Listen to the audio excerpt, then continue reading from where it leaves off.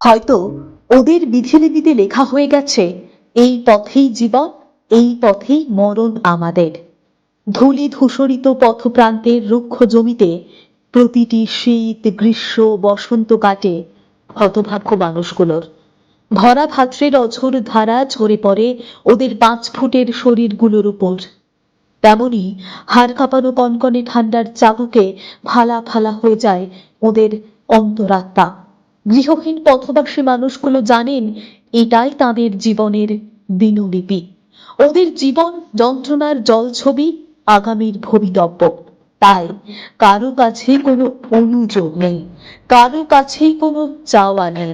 পথের প্রান্তে জড়সড় হয়ে কোনো মতে বেঁচে থাকেন এই প্রান্তিক মানুষের দল।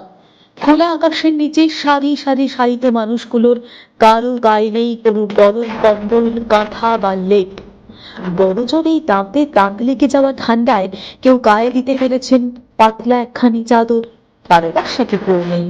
ভারতবর্ষের অসংখ্য ফুটপাতের এই চীনা ছবিটা বদলে যায় কোনোদিন হতভাগ্য মানুষগুলোর জীবন নদীতে এসে নোঙর ফেলে কোনো সহৃদয় মানুষ। বুকের খাঁচায় একরাশ সহমর্মিতা আর প্রেমের পরাকাষ্ঠা পুষে নিয়ে আসা সেই মানুষটার নাম প্রদীপ মজুমদার। রাজ্যের পঞ্চায়েত, গ্রামোন্নয়ন ও সমবায় দপ্তরের দায়িত্ব সামলানো বর্ষিয়ান এই মানুষটা অত্যন্ত সংবেদনশীল। গত কয়েক বছরে তার পরিচয় বারে বারেই পেয়েছেন রাজ্যের মানুষ। আবারও তাকে পৌষের হিমেল রাতে দেখা গেল সাক্ষাৎ সান্টা ক্লজের ভূমিকায়। পথই যাদের ঠিকানা, পথই যাদের জীবন বাসর, সেই মানুষগুলোর জন্য তিনি নিয়ে এসেছেন একরাশ উষ্ণ ভালোবাসা মাখা শীত বস্ত্র, কম্বল ইত্যাদি। দুর্গাপুর স্টেশন চত্বরে তখন রাতের অন্ধকার একটু একটু করে জমাট হচ্ছে। বর্ষিয়ান মন্ত্রীকে দেখা গেল গাড়ি থেকে নেমে পথে প্রান্তে শায়িত গৃহহীন মানুষগুলোর গায়ে পরম মমতায় ঢেকে দিচ্ছেন উষ্ণ কম্বল। প্রবল ঠান্ডায় জমে প্রায় ব্যাহত হয়ে যাওয়া শরীরগুলো উষ্ণ কম্বলের ছোঁয়ায় যেন নতুন করে প্রাণ ফিরে পেল। তারা চেনেন না কে এই মানুষটি, তারা জানেন না কে এই স্বর্গের দূত, যার হৃদয়ের সহমর্মিতার ছোঁয়া তাদের মন প্রাণ জুড়িয়ে দেয়, শরীরে এনে দেয় একটুখানি বাড়তি উষ্ণতার পরশ। মন্ত্রী বলেন, হয়তো সেদিন আর দূরে নেই যেদিন এ রাজ্যের সব মানুষের মাথার উপর থাকবে পাকা ছাদ, সব মানুষের গায়ে থাকবে শীতের পোশাক, সব মানুষ পাবেন শীত গ্রীষ্ম বর্ষায় তাদের মাথা বাঁচানোর একটি আশ্রয়।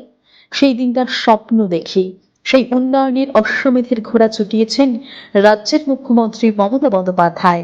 আমাদের শপথ, না পথে প্রান্তরে আর কেউ থাকবেন না, সবার মাথার উপর থাকবে পাকা ছাদ। হয়তো সেদিন হতভাগ্য মানুষগুলোর গায়ে এক টুকরো কম্বল জড়িয়ে দেওয়ার আর কোনো প্রয়োজন থাকবে না।